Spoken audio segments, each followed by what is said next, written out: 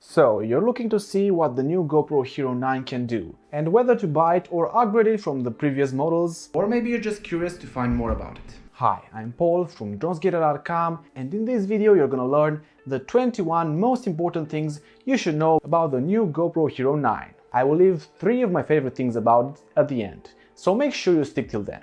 As you may have seen already, the differentiating factor between this and all the previous models is the front selfie screen. This is very similar to what DJI released with their Osmo Action camera, but overall a very useful addition to the bunch. There are 2 settings for the resolution. Since it's a square screen, you can see a cropped in shot that covers the entire small screen, or the 16:9 full shot if you want to have it that way. You can also turn it off or keep showing it as a status screen like the GoPros before. The max resolution has changed to 5K, but does that actually make a difference? Well, in terms of pixels, it does, since the upscale from 4K to 5K is exponential.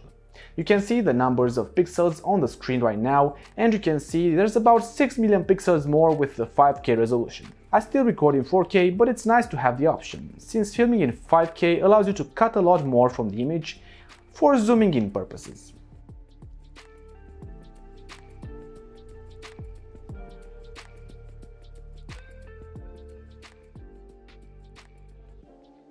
With these high resolutions comes the ability to take 14 megapixel stills from the footage itself without even taking photos. These are going to be quite good looking for some moment capture to share with your friends.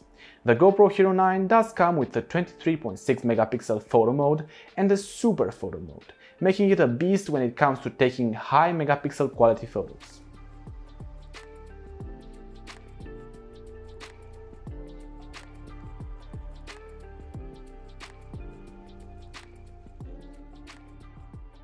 You're definitely wondering if the stabilization of the new GoPro is better than the last one, and the answer is definitely.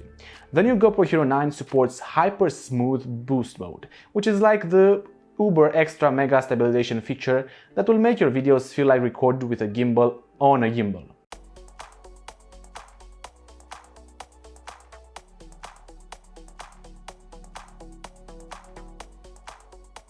Hero 9 also comes with HYPERSMOOTH 3.0 that supports up to 4K 60p and 5K 30p. Yes, it's 5K stabilized footage I'm saying. The boost stabilization mode does crop a bit from the image, so expect to see less in the frame when using it.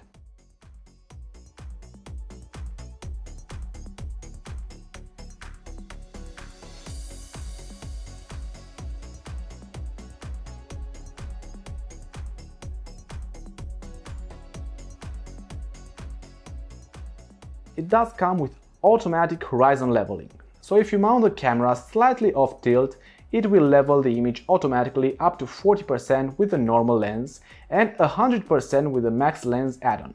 Time Warp 3.0 is also new on the GoPro Hero 9. For those of you who don't know, this allows you to make basically hyperlapse videos that are very well stabilized. The new considerable difference this time is that if you hit the button on the side, you can return to real-time speed and talk to the camera or capture anything in real speed and then resume the hyperlapse right after, creating one awesome video that saves you a lot of editing time and button pressing. Increased battery life up to 30%.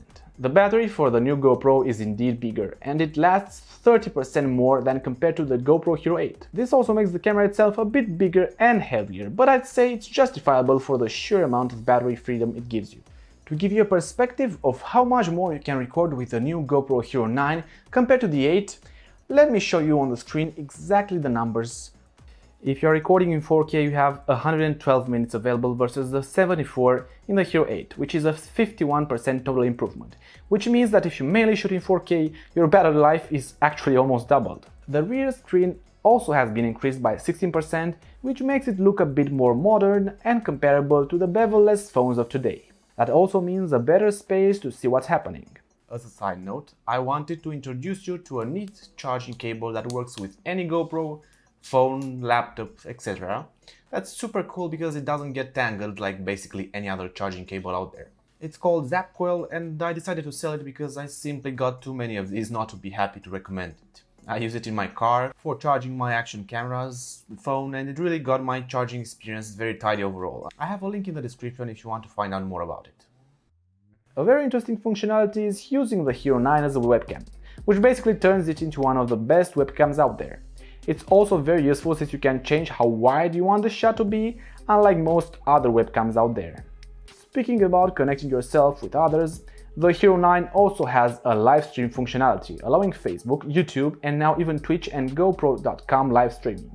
GoPro has their own platform, which I swear is better in quality than any other out there. Whatever. I did have a difficult time figuring out how to remove this goddamn lens, so I wanted to give you a quick tip. To remove the lens, you need to first pull it out a bit until you can see the silver metal underneath, and only then rotate it counterclockwise. The new lens system is great if you want to swap up third-party lenses or ND filters. It's also great if you scratch it and have to replace it, instead of buying a new camera altogether.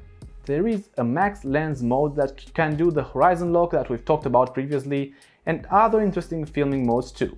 A nice point I just had to make is that it comes with a nice travel case and it doesn't have any plastic in it.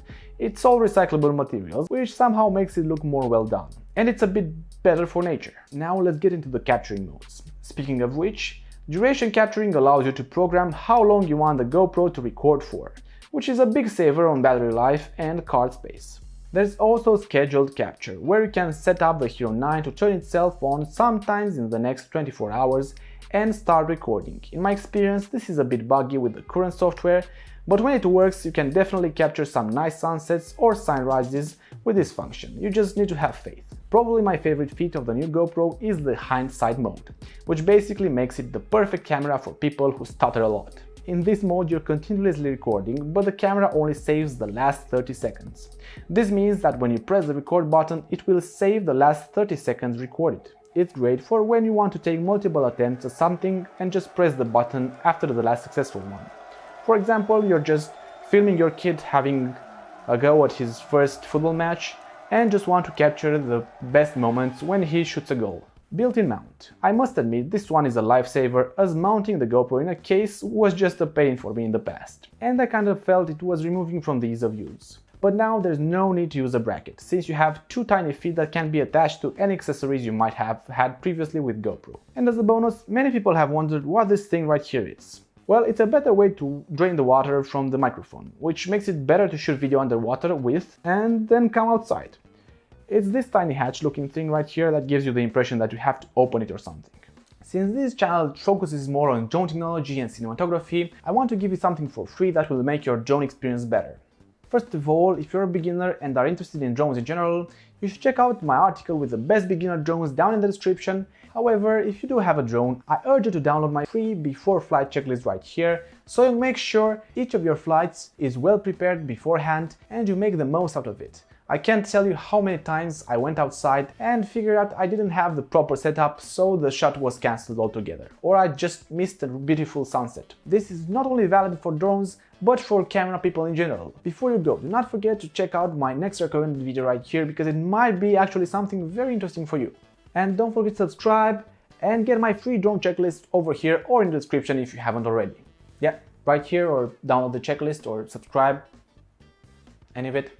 Maybe just leave a comment down below telling me how cringe I am, at least something.